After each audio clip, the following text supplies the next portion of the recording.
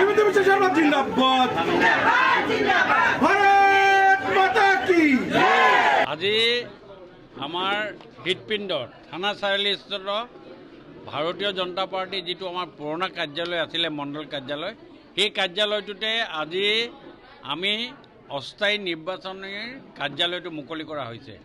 আৰু এই মুহূৰ্তত মুকলি কৰাৰ পাছৰে পৰা আমাৰ সকলোখিনি নিৰ্বাচনীয় কাম কাজ মেটেৰিয়েল ইত্যাদি আজি ডিষ্ট্ৰিবিউশ্যন কৰাৰ সকলোখিনি কাম কাজ আজি আমাৰ এই অফিচৰ পৰাই হ'ব। আৰু এই অফিচটোতো একদম মধ্যমণিত আছে, সকলোৰ ফালৰ পৰা ওচৰ হয় আৰু চহৰৰ একদম মাজমজিয়াত। আৰু এই মাজমজিয়াত হোৱাৰ কাৰণে কি হয়, ইয়াৰ পৰা এটা মেছেজ যায় সমগ্ৰ ডিব্ৰুগড় সমষ্টিটোৰ কাৰণে, যাতে ভাৰতীয় জনতা পাৰ্টিৰ যিটো এক্টিভনেছ, এই এক্টিভনেছৰ ওপৰত আমাৰ সদায় এটা ক্ৰিয়া সদায় কৰি আহিছে।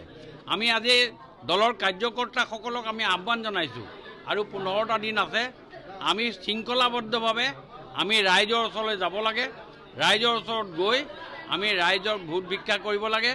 আৰু আমাৰ চৰকাৰখনে ডক্টৰ হিমন্ত বিশ্ব শৰ্মা ডাঙৰীয়াৰ চৰকাৰখনে আমি কি ধৰণেৰে গত দিনবিলাকত আমি কাম কৰিছোঁ আৰু আগন্তুক দিনবিলাকত আমি কাম কৰিম, এই কথাবিলাক ৰাইজৰ ওচৰলৈ লৈ যাব লাগে।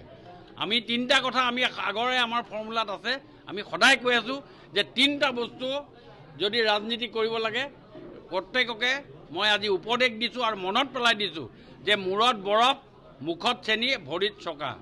মূৰত বৰফটো লওক যাতে মূৰটো ঠাণ্ডা হৈ থাকে, কোনো ধৰণৰ উচ্চ বাচ্য নহয়, আৰু মুখত চেনি মিঠা বস্তু লৈ মিঠা মাতেৰে সকলোৰে ওচৰলৈ যাব লাগে।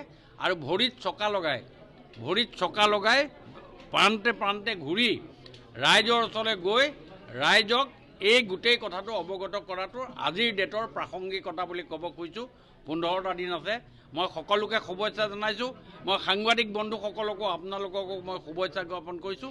লগতে মই অনুৰোধ কৰিছোঁ যে গত দিনবিলাকত ডিব্ৰুগড় সমষ্টিত আমাৰ কি কাম হৈছে, কি কৰিছোঁ আৰু কৰিবলৈ কি প্ৰয়াস কৰিছোঁ, এই কথাখিনি যদি প্ৰতিফলিত কৰে নিশ্চয় ডিব্ৰুগড়বাসী অসমবাসীৰ কাৰণে নিশ্চয় ভাল হ'ব।